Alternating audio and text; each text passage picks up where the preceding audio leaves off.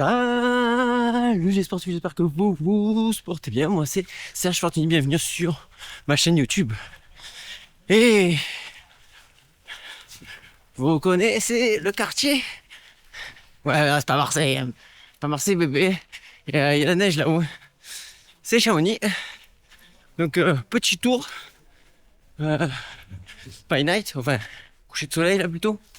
Mais avant ça, pour nous expliquer ce que je fais avec l'équipement Black Diamond. Introduction. Qu'il fasse beau, qu'il fasse gris, qu'il fasse chaud, qu'il fasse froid, le sport doit être.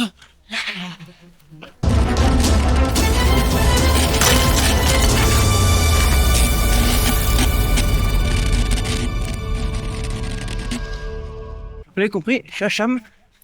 Regardez, Cham, quand on parle de Cham, on pense à ça, évidemment. Ah, l'UTMB. Hop, je vous grandis un peu. Donc, on a été invité par Black Diamond pour la présentation de ces nouveaux produits. Nouveaux produits qui, je vous le cache pas, sont pas sortis. Donc c'est de l'exclusivité. Ce que vous allez voir, quelques exclusivités. Certains sont déjà sortis évidemment, mais d'autres non. Entre autres, là, je fais comme ça, hop là, et hop, je ramène la caméra. C'est dans mon dos, une nouveauté. Ça sortira autour de mars 2026.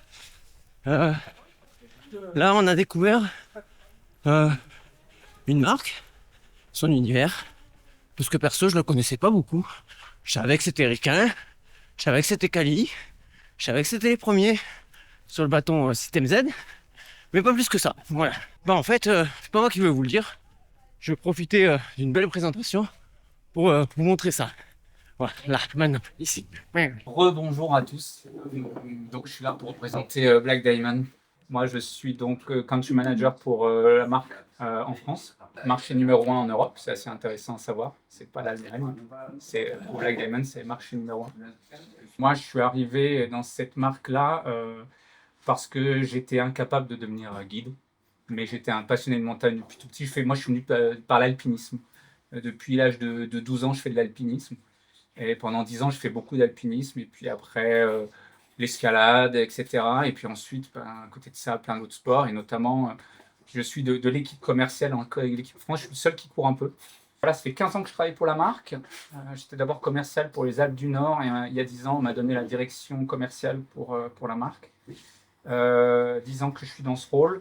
Toujours aussi passionné parce que justement, dans cette marque, je trouve quelque chose d'intéressant, c'est la diversité des produits et la passion du produit. C'est une marque qui est drivée par le produit, vous allez voir dans la présentation. Et ça, j'apprécie beaucoup. Ensuite, je suis aussi très intéressé d'être là parce que je suis organisateur de trail. Donc, vous ne connaissez sûrement pas, mais on a 1000 coureurs, on fait le plein à chaque fois. On a un 10 km, un 14 avec 800 dénives et puis un 31 avec 2000. Pas loin d'Annecy, à 20 minutes d'Annecy, les foulées de Gruffy. On s'amuse sur le Semnoz. On a eu plusieurs vainqueurs de l'UTMB. Ils viennent utiliser notre petit trail pour s'échauffer, pour s'entraîner. C'est totalement bénévole. Tout l'argent est redistribué à l'école du village. En fait, la marque Black Diamond est née dans les années 50, entre 55 et 57. Yvon Chouinard, que vous connaissez peut-être, il est quand même très connu dans le milieu. Il s'est retiré du milieu, mais jusqu'à il y a encore quelques années, il était très présent, notamment par Patagonia. Et en fait, il a créé la marque Chouinard Équipement. Donc, c'était un gars qui, à l'époque, plutôt canadien, qui, à l'époque, aimait deux choses dans la vie, grimper et surfer. L'hiver, il surfait à Ventura. Et quand il n'y avait pas les vagues, parce que pour les surfeurs, ceux qui connaissent, on ne va pas surfer tout le temps. Et à côté de ça, quand il avait le temps, il forgeait son matériel pour aller grimper, pour aller en montagne les côtes. Et l'été, il partait dans les Rocheuses pour grimper. Et très vite, en fait, son matériel a été reconnu comme un très bon matériel. C'était à l'époque des pitons, grimper avec des pitons et ces choses-là. Et très vite, il en a fait un commerce et il a embauché des copains. Et puis, c'est devenu Chouinard Équipement, avec le fameux losange et le C de Chouinard dedans. De 57 à 89. Donc, pendant toutes ces années-là, il a développé de plus en plus de matériel. Et c'est devenu l'ADN de cette marque. C'est le matériel avant tout. Dès que tu as une idée, tu y vas. Et tu te renfermes pas dans une image que tu pourrais avoir. C'est pour ça qu'on fait des choses assez diverses. Donc il a développé ensuite le piolet, le crampon, il a développé des casques, les baudriers, etc. Dans les années 80, début des années 80, les skis. Fin des années 70, il a créé Patagonia, donc du textile, une autre marque à côté. Et Patagonia a très vite plutôt bien fonctionné parce qu'il y avait une demande dans ce domaine-là. Il y avait encore peu de textile à cette époque, dur à croire, mais oui. Il avait un jeune qui s'appelle Peter Metcalf, qu'on a vu sur les photos avant, qui gérait Chouinard Équipement pour lui, et donc il lui a demandé de liquider la boîte. Il ne voulait plus entendre parler de Chouinard Équipement, c'était trop dangereux pour Patagonia, il ne voulait plus en entendre parler. Et c'est donc fin des années 80 que Peter Metcalf est revenu vers Chouinard en lui disant « Et si je te rachetais la boîte ?» Et donc il a racheté la boîte avec d'autres employés. Donc ils étaient une trentaine, ils ont racheté la boîte.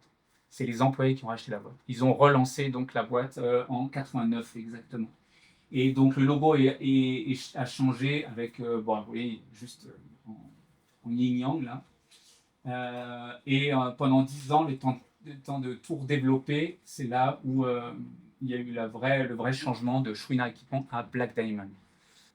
Pourquoi Black Diamond? Parce que c'était déjà dans un losange. C'est symbole des pistes de ski, bien sûr, pour ceux qui connaissent. En tout cas, aux US, c'est comme ça qu'ils l'interprètent. Ils n'ont pas les pistes rouges et les pistes noires, c'est des diamonds. Aussi, c'est le minerai extrêmement rare, le coal. Le diamant noir est tellement dur qu'on ne peut pas le broyer, résistant, ne cède jamais. Et ça parlait tout à fait aux produits que Black Diamond faisait à cette époque-là, donc du matériel d'escalade, de la quincaillerie, du costaud, du durable. Et c'est l'ADN qu'on retrouve toujours dans les produits Black Diamond. Le côté costaud, le côté durable, longévité. Voilà, donc ça en fait des produits, évidemment. Première impression. Parce que là, bah, je te mets sur le dos direct. Il y a le gilet, il y a la lampe, il y a tout plein de trucs. Donc, tout plein de produits. Première chose, frontal, très confort tout de suite. Dans les premières minutes. Gilet, ça bouge pas, absolument pas. Le système du gilet, je vous le mets là, hop. Alors désolé, il fait un peu sombre, je vous referai des images demain. Mais moi, ça a été intuitif, direct. Bon, il y a mes petits copains, pas forcément. Mais moi, pas de problème. Et je trouvais ça vraiment ingénieux. T'as plus de carquois, mais t'as le système du carquois, en quelque sorte. La position du carquois. Voilà. Bon. Maintenant, ça s'agit de faire un peu des kilomètres, donc je vous reprendrai peut-être plus tard. Je vous ferai voir la frontale, un peu plus d'infos. Je vais voir un petit peu le faisceau lumineux, ce qu'on y voit, ce qu'on n'y voit pas. Le RGP. Oui, du RGP sur une frontale, c'est rigolo. Et voilà. Allez, go. Sportif s'éclaire bien. C'est assez intuitif. Il y a 3 boutons concrètement. Un pour le faisceau, un pour allumer. Tu règles la puissance. Et il y en a un pour le double tap sur le côté, c'est rigolo. T'appuies dessus et hop, ça donne les 1100 lumens max de la lampe. Il y a le bloc de devant qui bouge. Hop. Donc je sais pas si on voit bien. Et le double tap, là je baisse je crois. Voilà, c'est tout baissé. Donc là il doit y avoir 100 ou 200 lumens. On voit pas grand chose. Et là, j'appuie sur ma frontale. Si je trouve le bouton, hop là. Voilà, si je trouve le bouton avec la main gauche, c'est pas facile. Je suis droitier. Et hop, et normalement, quelques secondes après, on va parler ensemble. Elle va repasser à mon intensité de tout à l'heure. Ouais, ça commence à baisser déjà. Et le petit copain derrière. Ensuite, sur la démo, j'ai éteint. On rallume. Change de faisceau, hop. Du très précis. Donc on appuie sur le petit bouton, c'est du précis. Alors là, j'ai mis la couleur rouge. Le bleu, ou vert, je sais pas. Vert, bleu. Rouge. Et le blanc. Donc ça c'est bien. Après donc cette lampe elle se démonte complètement. La batterie elle est dessus. Elle est donnée pour en basse intensité, elle est donnée pour 14 heures si je dis pas de bêtises. On testera tout ça sur du très long où je vous le mettrai en commentaire pour ce qui est de l'histoire des temps. Donc elle est assez pratique. Je dirais moyenne. Elle est bonne à tout. Elle est bonne partout. Dans les axes d'amélioration, moi je suis pas super fan d'avoir tout le poids à l'avant. Mais elle est bien quand même bien répartie. Mais voilà. L'axe d'amélioration, pour moi, il serait là. C'est d'avoir une option de déporter la batterie derrière. Ça serait bien. Ou dans le sac. Mais elle est confort quand même. Parce que là, j'ai pas mis de bandeau exprès. Pas de casquette, pas de bandeau. Pour moi, ça faisait mal au front. Et là, une heure de running, aucune gêne. Et pas mal à la tête. Après, il faut voir. Si tu décides de la prendre sur de l'ultra, c'est une autre histoire. En tout cas, la batterie, elle s'enlève facilement. Le bol qui se démonte bien. Vous mettrez ça à l'image. Voilà. Bon, sur cette ronde, si vous avez des questions, vous mettrez un commentaire. On fait tout et n'importe quoi sur cette chaîne, donc n'oublie pas de mettre le petit gros orteil. Allez, rendez-vous demain pour un autre test, pour d'autres trucs. Vous en direz plus. Ouais, c'est parti, c'est 8h du matin. Et des gros nuages. On va aller tester les bâtons, on va dans le cavé. Et il paraît qu'au-dessus, il n'y a pas de nuages. Donc, on va aller pousser dans le cavé pour percer les nuages. Hey, hey. C'est parti. Mettre le bâton plutôt sur la terre. Après, si on peut éviter de chercher vraiment les bords de chemin, les bords des sentiers avec les bâtons, c'est mieux parce que ça contribue à l'érosion. Et donc, surtout les petites pointes qu'on a là, en fait, ça peut vraiment dégrader les racines des petites plantes qui tiennent tout en place. Et donc, on le dégrade avec les bâtons. Il y a même des endroits, enfin, pour ceux qui ont déjà été à La Réunion, par exemple, où les bâtons sont interdits. Le but, en restant vraiment au centre du sentier, c'est de limiter son impact vraiment au milieu. Et donc, on ne veut pas agrandir les sentiers à l'infini, on veut vraiment rester sur le sentier et garder nos bâtons là où il y a déjà un sentier et pas dans les herbes. En plus, donc ça le dégrade, mais ça le rend beaucoup plus vulnérable quand il y a, par exemple, des tempêtes de pluie et tout ça. Ouais, sportif, demi-cavé, on est obligé de redescendre parce que on a des activités qui nous attendent. Mais regardez-moi cette vue. On n'est pas bien à chat. On le prend en Chamonix.